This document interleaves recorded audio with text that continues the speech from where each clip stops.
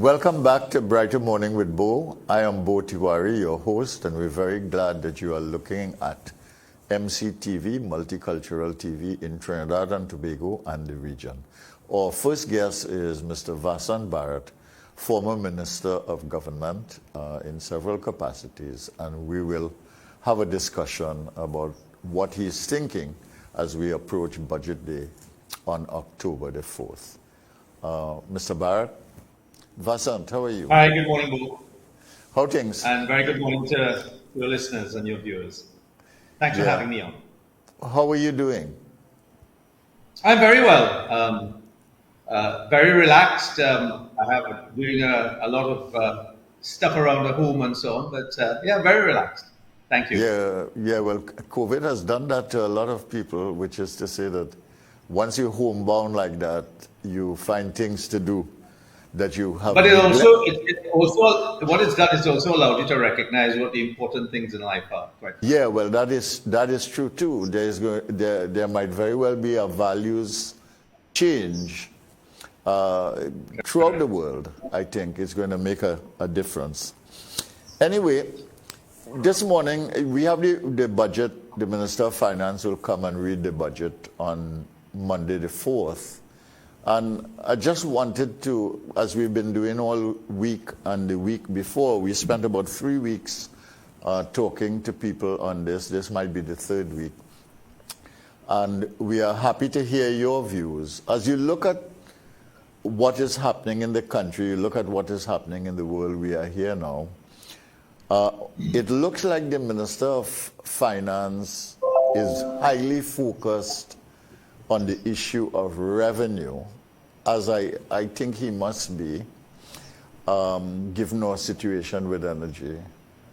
And we have two pieces of legislation which basically are at the heart of the revenue collection issue for the national, for the citizens of Trinidad and Tobago. And one is the property tax, and the other one is the revenue authority to make the tax system more effective. What are your views on this? Do you think that the Minister of Finance is basically imposing taxes before the budget, or what is he doing?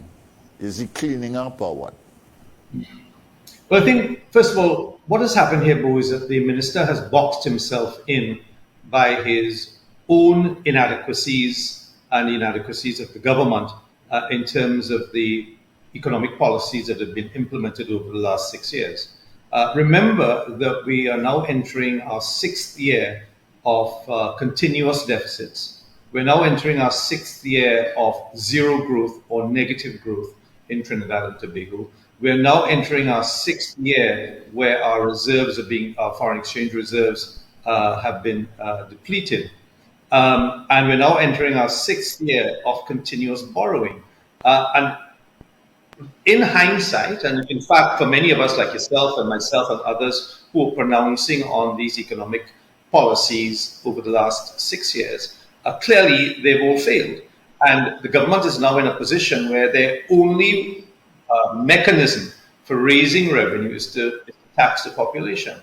So I've said publicly with regard to the property tax, I don't have a problem in theory with property tax. I don't believe that the time is right now because it's contradictory to what is happening across the world.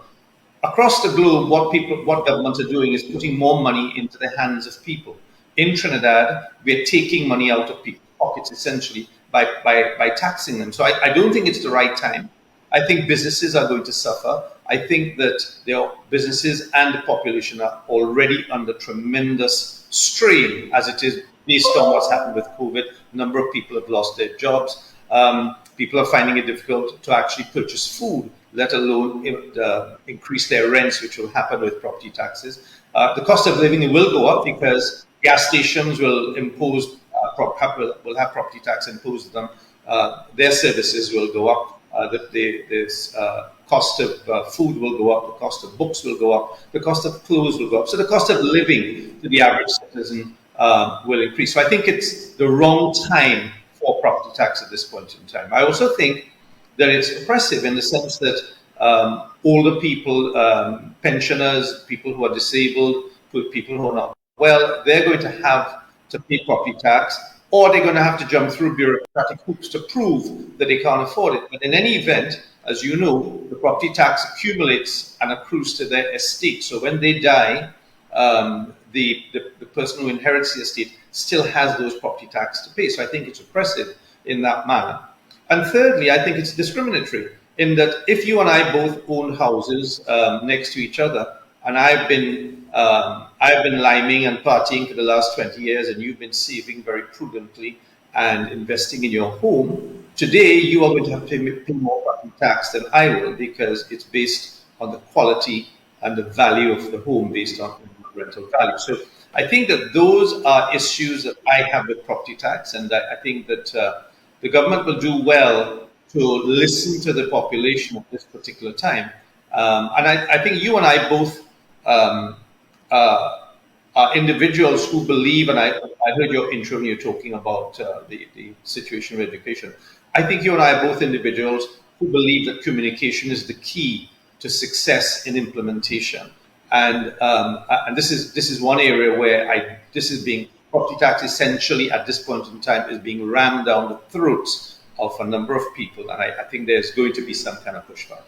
With regard to the TTRA, again, in principle, I have absolutely no problem with a more effective agency collection of taxes.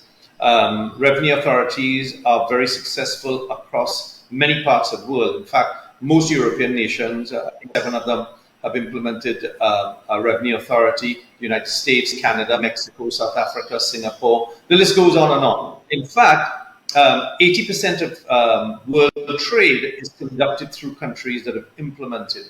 The problem with revenue authorities where they've failed is where there's been ministerial intervention in places like Uganda, in Peru, and other places, mostly developing countries, where because of ministerial interference, these agencies have failed. And that is why developed countries have put in place mechanisms to insulate the authority from ministerial intervention. So, for example, in Trinidad, with this particular piece of legislation, the Minister of Finance has the authority to determine who to hire: the Director General of the agency, the Deputy Director General. The Minister also has influence over how the agency borrows money, how the agency invests its additional funds. And because the agency is not under the purview of the Central Tenders Board, the Minister determines how and how contracts are essentially awarded to the TTRA. So these are serious issues, in my perspective, in my opinion, that could cause the TTRA to fail. And let me also say, you also have a situation where you have two large revenue collection agencies with two different cultures, with two different sets of processes, two different sets of systems being forced together.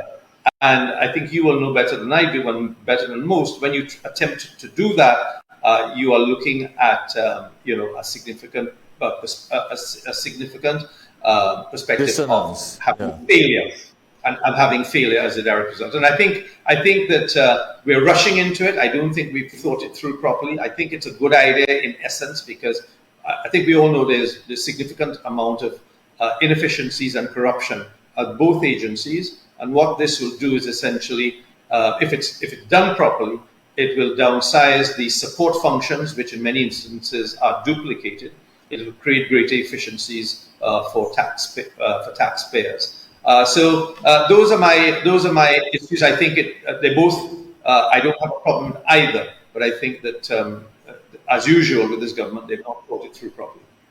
Yeah, well, I think the thing that you are really hitting here is the fact that they did not think through in both cases how you go about doing this thing. In the case of the Revenue Authority, for instance, when the recommendations came from an external agency as to what is possible, one of the options was, in fact, to strengthen and make more efficient the BIR and to expand the tax net in Trinidad and Tobago. And the Minister of Finance has been complaining about the fact that when they tried to give grants to small and medium businesses, their books were not in order, they weren't paying NIS, they don't have any tax history, all of these things. And rather than seeing that as an opportunity to complain, I thought that the minister might act on it and use it as an opportunity to expand the tax net. And I don't know, as you yourself suggested, if you bring two agencies together that have different cultures in that way, that you're going to get a better and more efficient and effective institution. So that is one thing. And the property tax matter, of course, related to what we are living now. I mean, you're now imposing taxes on people's house, and they could hardly pay the mortgage because they've lost their jobs. I mean, there seems to be something not right about that. So that is why I want to raise the issue of thinking through these things and whether the government does think through some of these things, or they just want to get these things done for whatever reason. And it is a problem, you know. But what is the government going to do for revenue in this situation where the property tax is misplaced, the revenue authority will not be in place, they complain about the BIR at the present time? What are they going to do for revenue? Well, what they need to be doing is understanding that we are now operating in a completely different environment than we would have been 6 months or maybe 18 months ago. There are many issues that came up in the with regard to recommendations that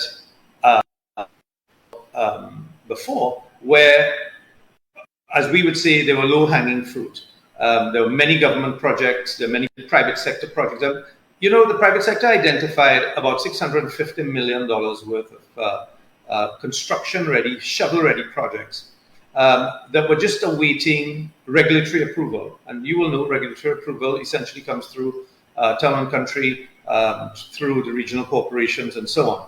And clearly that is not one of the biggest bugbears that the private sector is having in this country doing business, where we rank at 105. And for the layman, that means that there are 104 countries across the world do business than in Trinidad and Tobago. And until we resolve those issues, until we pay contractors what's owed to them, until we pay long outstanding VAT refunds to contractors and to manufacturers, you're going to have a situation in Trinidad where there's a lack of confidence as far as investing is concerned. Yes, since 2019, they've been promising. Precisely.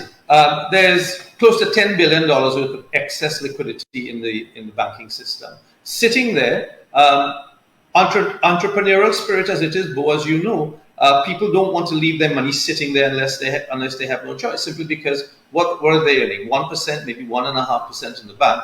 Entrepreneurs by nature would want to put that money to better use and to be able to gain greater reward. So I think that the first thing the government needs to be doing, and they should have been doing since 2015, is to be instilling a level of confidence in the investing community, whether that's the domestic investing community or the foreign direct investment community, to invest in Trinidad and Tobago, to create economic activity and to create further taxes through the revenues that those organizations are earning.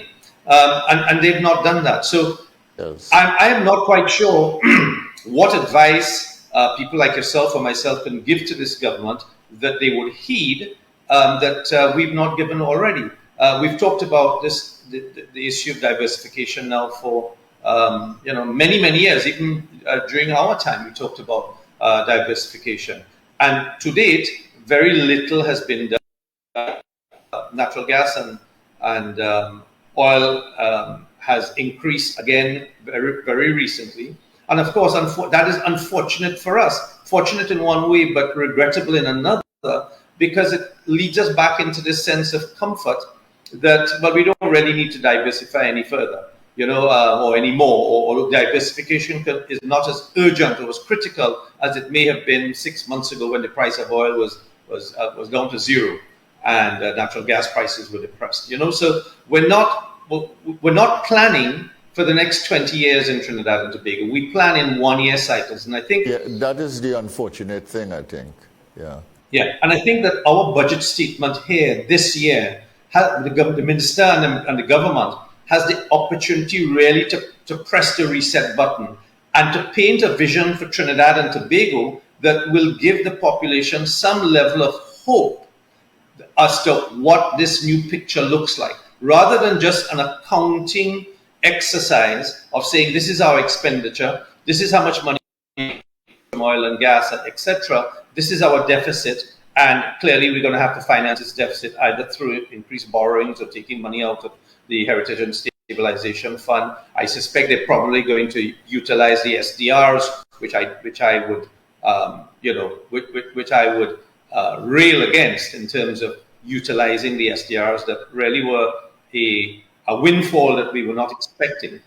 I suspect that they are going to just be using it up and continuing to utilize or deplete our foreign exchange reserves to be able to match their expenditure. I don't see how else they're going to turn this around other than what they've been doing in the last 6 years, unfortunately. What they should be doing, as I said, is be painting a completely new picture of what's the new education system look like for the future for our children. You touched on this imbroglio earlier on with the minister and the head of tutor. Are we still going to continue to teach our children? What's the curriculum going to look like? Are we still going to continue to teach our children pattern retentions and memorization techniques, as opposed to new contemporary techniques of collaboration, communication, critical thinking, creativity, curiosity, which is what the new world of work is going to require? What's a new healthcare system going to look like? With the advent of robotics and what's happening with medical tourism. All of those is a new picture, or new pictures that the government should be give young people in particular hope that they have a place in Trinidad and Tobago. All right. I think you are edging your way to the heart of this matter. And I want to ask you a question, but I don't want you to answer it yet. We're going to go for a break so you can reflect on it and come back. We have now had the experience of COVID, and we know that this thing is not going away, and we've got to find a way to live with it. How does the Minister of Finance strategically take this into account and come to the country with a budget that makes sense for our time? Okay? We're going to take a break now, and we'll be right back in a minute.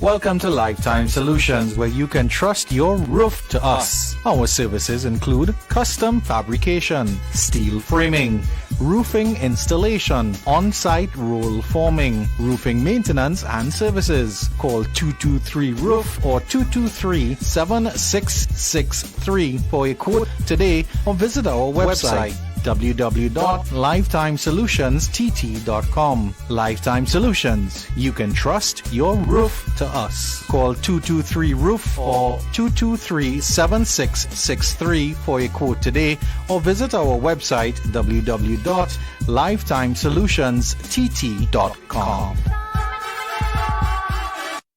Celebrate Republic Day with a craving for savings extravaganza. Passat the Food King celebrates with pride our nation's 45th Republic Day, and we're giving you a national sale of savings like no other with over 250 super saving deals to choose from. You can be sure to budget like a boss and eat like a king in these tough times with your favorite family supermarket, Passat the Food King. Check this out. Mabel Morby Concentrate, 2 for $10. Pepsi 2 liter, 3 for $18. Red Rose tea bags, 3 packs for $20. Maya Laundry Detergent Powdered Assorted, 6 packs for $20. Hibiscus All-Purpose Flour, 4 packs for $20. And a Soft and Pretty Bathroom Tissue, 6 pack, 2 for $18.99. Yes, that's right. This Republic Day and beyond, the unbelievable deals, the specials, and the savings are available at all Passat the Food King locations. Manson La Road, Mayaro, Tabaquite Road, Rio Claro, New Grand, 2 stores in Quincestown, 2 in Point Fortin, and Premier Street, Marabella, next to the Marabella Market. Mangalese Trading Company Limited. Specialist in PVC ceiling, gypsum ceiling, suspended ceilings, medallions, lights, metal framings, and SPCS flooring, known as vinyl plank. Now introducing Mangalese Foods, wholesale and retail, distributor of the family brand food items. Our range of products include rice, sugar, chickpeas, split peas, and soybean oil. Mangalese Foods deliver exceptional products. We offer timely and efficient service. We are located at 9 Francis Lala Road, Charlieville, Chaguanas. Contact us at 672-9889, 740-5569, or 336-4373. Mangalese Trading Company Limited.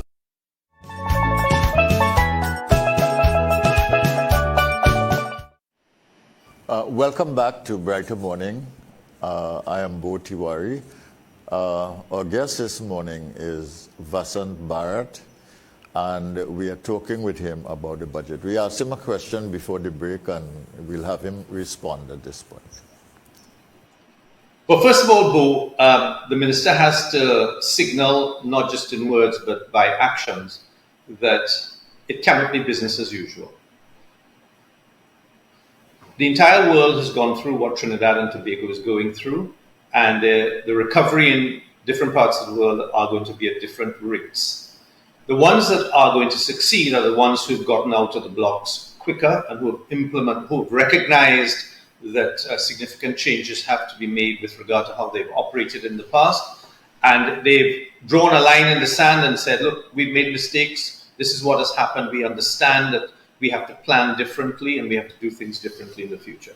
Those are going to be the successful economies in the future. Those are the places where people that are going to be drawing the brightest and the best talents from across the globe. And those are the countries that are going to thrive and succeed. We have to signal through the minister's budget on Monday and subsequent actions that it is no longer business as usual. We have a myriad of problems in Trinidad that are becoming major problems for the citizens of the country. And we have to identify how we are going to fix them.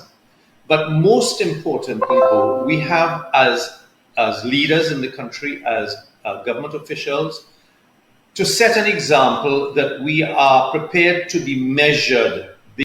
In other words, if we say we're going to do something, how are you, the population, going to measure our success or failure of what we've done? And how do we keep the population informed of what we're doing on a regular enough basis to give them the comfort that they understand that? And I'm going to just reel off a few issues that I think that we need to be thinking about. There may be more, and they don't necessarily all have to be tackled at the same time. But these are serious issues that we need to look at for the future. Our healthcare system, how are we going to cope with long COVID, and how are we going to cope with the existing broken system of healthcare, where unless you have private funds available to you, if you were seriously ill, the consequences could be grave if you couldn't afford private medical health care. Infrastructure, we're seeing that across the country, we're having problems with our infrastructure. Potholes all over the place, landslips all over the place, continual flooding, despite the fact we've spoken about dealing with flooding for the last 50 years. How is the manufacturing sector going to really be competitive in the export markets to gain foreign exchange. When there's no access to foreign exchange, when there is the problems with ease of doing business, when there's problems with being able to purchase technical support if you're a small, medium-sized enterprise, if there's a lack of access to funding for SMEs. The public service is going to have to be reformed if we're going to be able to deliver the goods and services to the population. What are we doing about public service reform? Are we just going to continue to run and hide from it? What's going to happen with the new education system of the future? How are people going to be taught? Is it going to be partly at home, partly in schools? What is the curriculum going to look like? And I touched on it earlier on with regard to critical thinking, curiosity, creativity, collaboration, communication, global excellence. How are we teaching our young children to be able to compete on the global market? What's the new economy going to look like with regard to the kind of jobs that post-COVID-19 is going to throw up, and how are these people going to be able to fit in based on the education that they have and the background and training that they have to be able to be productive in this new world? All of these are issues. What's going to happen with, what are we doing about food sovereignty, food security? 85% of our food is currently imported. And we saw what happened with COVID when there were scares, when countries who export to us suddenly decided they were going to keep their food production for themselves. What happens if we have another major catastrophe? How do we feed ourselves? And the last thing that I wanted to mention here, but as I said, there may be others, how are we dealing with the criminal justice system? How are we going to create a situation where people feel that they're being treated fairly and that they can get a fair trial in a time frame that is acceptable to the population? And one more thing I want to add, and it's been highlighted, of course, and brought into focus in the last few weeks, is how do we ensure that our institutions of state restore a level of trust in our citizens so that they feel that they are treated in a way that we deserve to be treated, and that these institutions of state work for us and are free from political interference. And I think those are some of the major issues. There are many things there on the table, and I don't expect the minister to have a plan to deal with all of them, but I think those are discussions we must have now because we have a golden opportunity to press the reset button.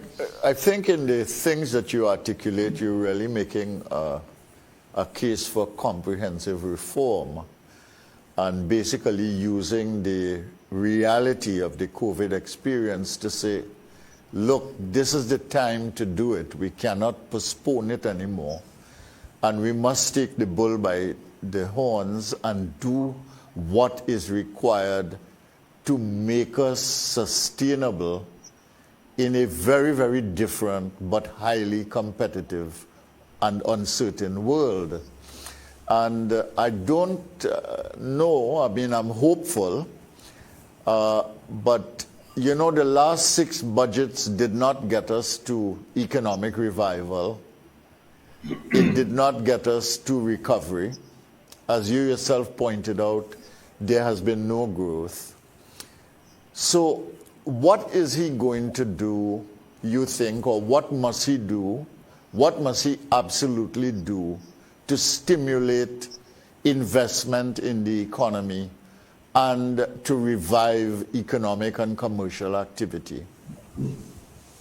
Well, I think in the short run, he needs to ensure that the construction sector is up and running as quickly as possible. I think we all know and accept that the construction sector in Trinidad is an indicator of economic activity in Trinidad and Tobago. So I think that there are a number of private sector shovel-ready projects, as I mentioned before. There are a number of government projects also. And I think we need to also relook at the government projects in particular to see whether they bring value for money. And value for money can also take into account the jobs that the projects create, but it also must ensure when the project is finished, it does bring some value to the people of Trinidad and Tobago in a real way that we can say this was money well spent. I think that the approach of the pro-cyclical approach that they've adopted, which is essentially taxing people in wrong approach. I think it should be a counter-cyclical approach. I don't think that the government understands that. I think the biggest issue we have in Trinidad and Tobago, Bo, is this lack of confidence by the investing community. And I think what the government doesn't do very well, but they need to do, and I think it's going to jumpstart things if they did it, was to truly collaborate and communicate with the private sector in a meaningful way. These are people who have been very successful. The private sector is our only hope as the engine of economic activity out of the economic mess we find ourselves in.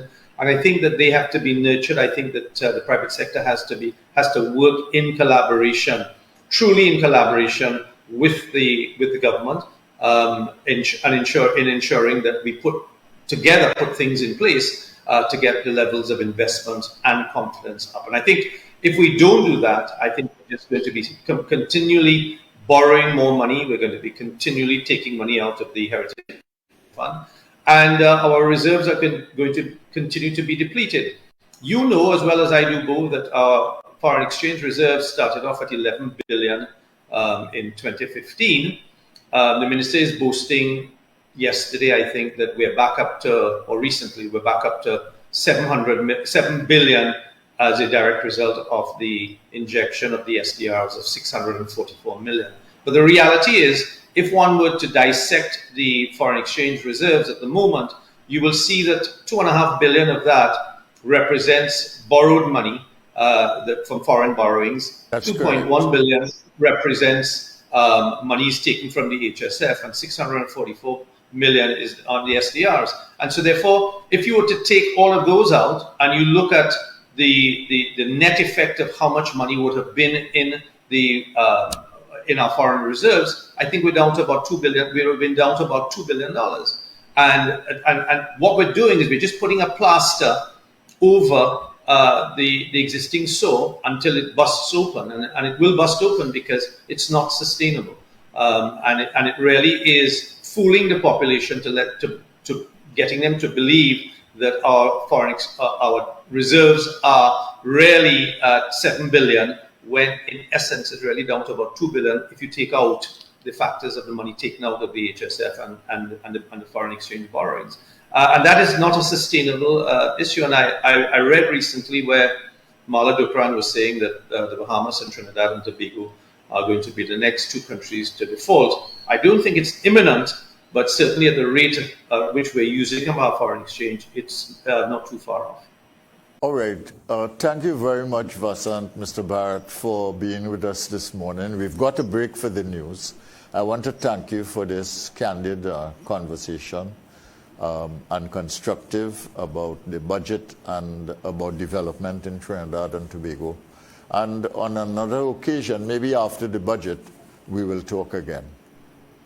Take care. My pleasure, Bo. Thanks for having me on. All right. And thank you for watching. This is MCTV. This is Brighter Morning with Bo. I am Bo Tiwari, and we now break for the 7 o'clock news.